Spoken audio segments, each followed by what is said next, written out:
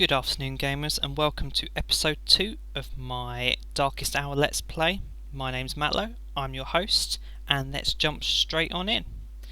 Now, if you remember last episode, what happened is the Central Powers consisting of Germany and Austria-Hungary actually declared war on Serbia and then latterly also on France and Belgium and Luxembourg. Now, since then also, the British Empire has jumped in, and us being loyal servants of the British Empire have decided to join the cause as well. So the political situation at the moment is quite dire. As you can see, the Central Powers are actually surrounded on both sides. Now the question is, how long would it take the Central Powers to defeat one of these two sides?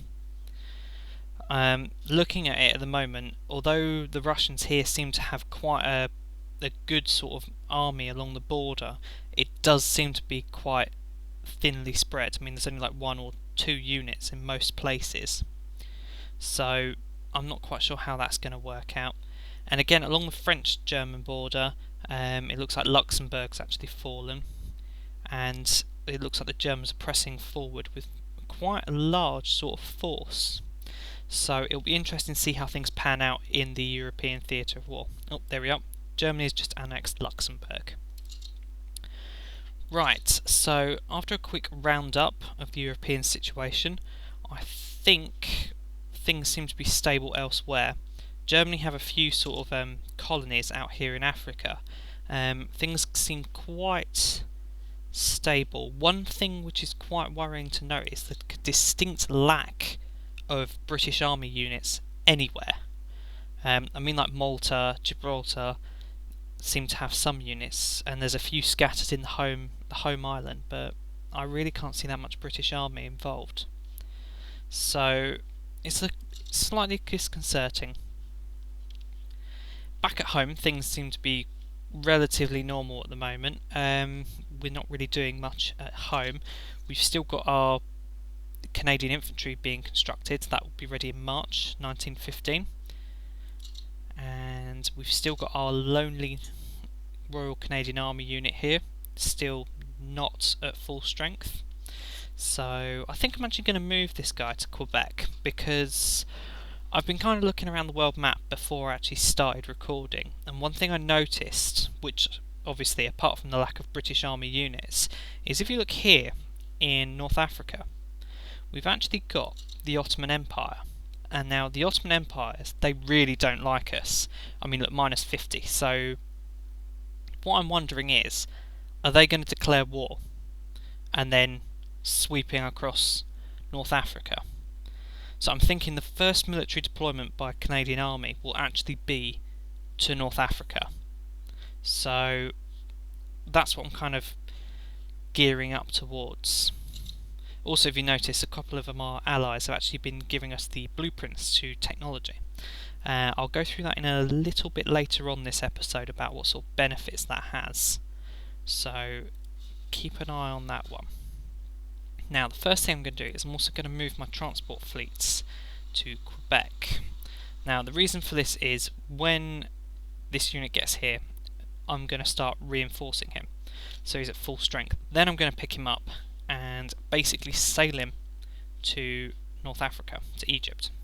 And just as sort of a deterrent, I know 1 unit against the Ottoman army doesn't sound like much of a deterrent, but there are a few key positions where I can hold and they won't be able to take us. For example, if I position a unit here on Port Said, they can take these 4 territories here, which is fine, but the only way to get across to the rest of Egypt is either by land, which you have to go between these two territories, which obviously if I have a unit stationed at Port Said, they've got to cross and then attack my unit, so they'll get a defence, well, basically I'll get a defence bonus and they'll have a hindrance to their attack. Now, they could use their fleet. I do know that the Ottomans have a fleet, but to be honest, there's normally a Royal Navy fleet at Alexandria. Clearly it's not the case at the moment, but I mean, it wouldn't be too difficult for the Royal Navy to pull a fleet from elsewhere to see how things are going. And just reading this one, Ottoman Empire has joined the war. Right, so the Ottomans have actually joined the war now, officially. So I better pull my finger out and see what we can do. So one thing I think I am going to do is I'm going to get these guys. I'm going to see, that's too far. We'll get them to go to the Grand Banks and then we'll do some convoy raiding. Now, I don't find it that likely I'm actually going to be able to sink any convoys, but every little bit helps, let's put it that way. So, they're going to go convoy raiding, that's fine. When will you arrive in Quebec? October 24th. Gosh, it takes a long time. This must be because how vast Canada is, it just takes such a long time. Oh!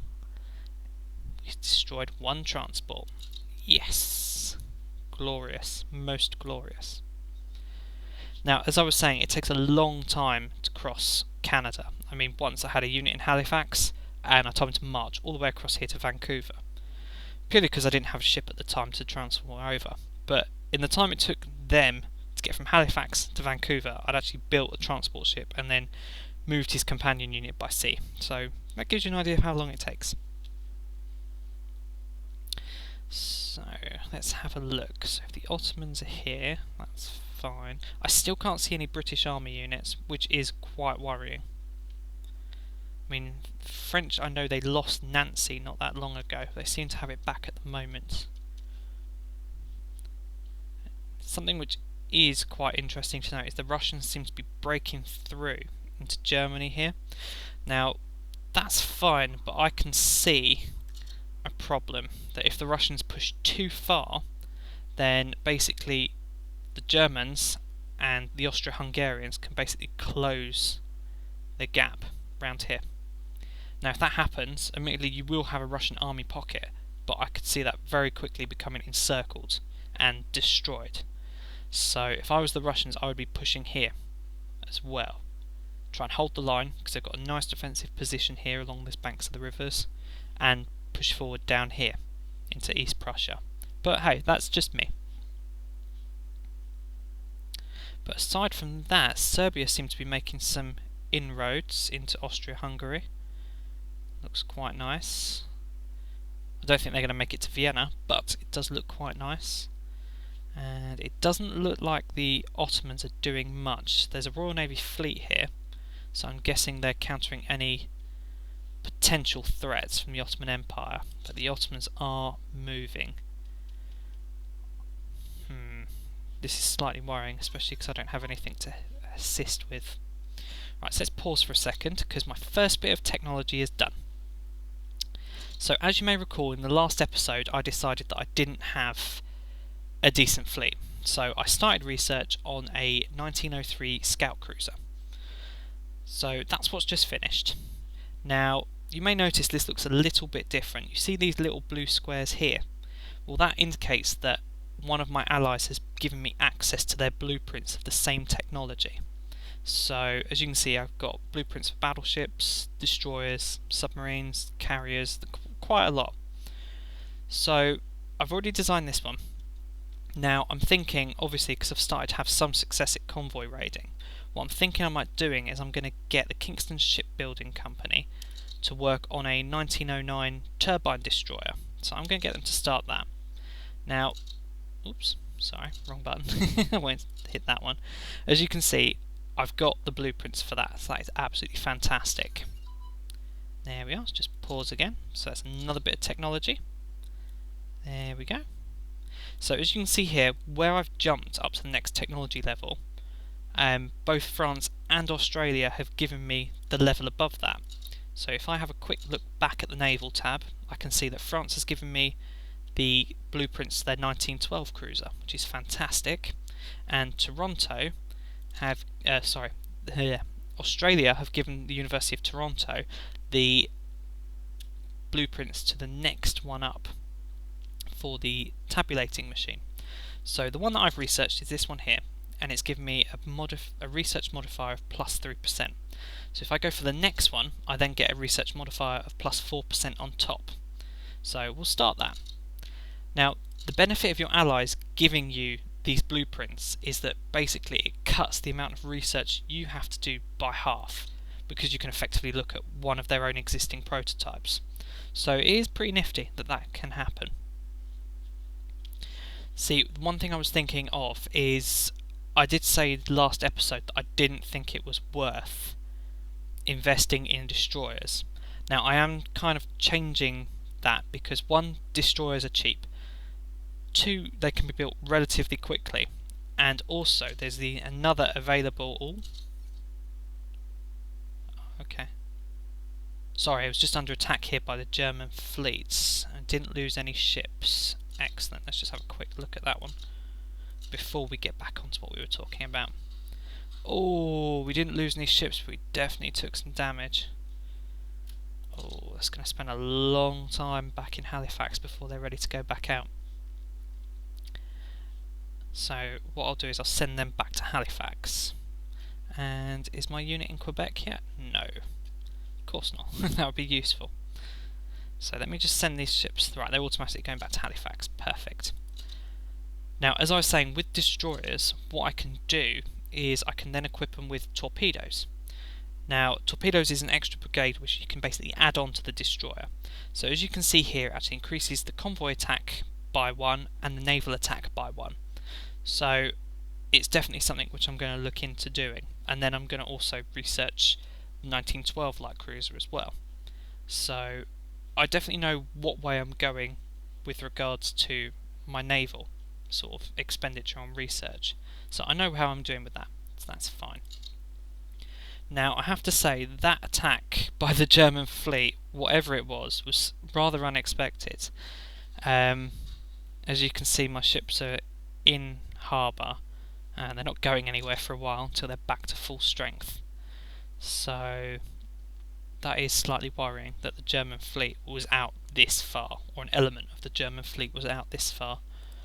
We did have some success though. We managed to destroy a transport and we also destroyed an escort as well. So I don't know.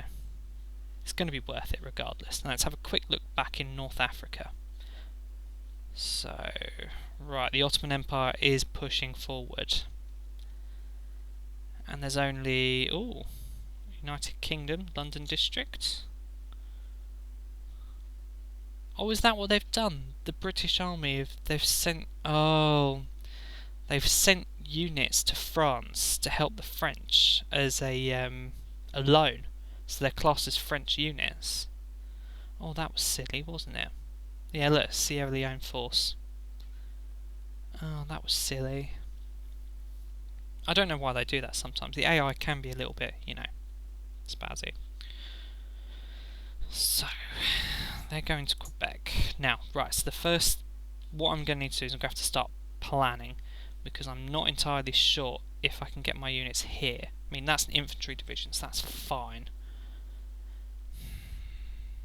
It's a hard one to think about. If I land troops and have them defend Port Said, what I can do is then, when I get the chance to land more troops, build more troops I should say, I can then land them there as well. So if that's going to be the case, are there any decisions I can make to help? Yes, I can allow foreign volunteers, which will increase my manpower.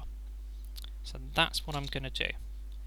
So basically this will give me a nice boost in manpower, and what I'm going to use that with is I'm going to increase the reinforcements, and this means that this unit here will start going back up to full strength. So that looks pretty good to me.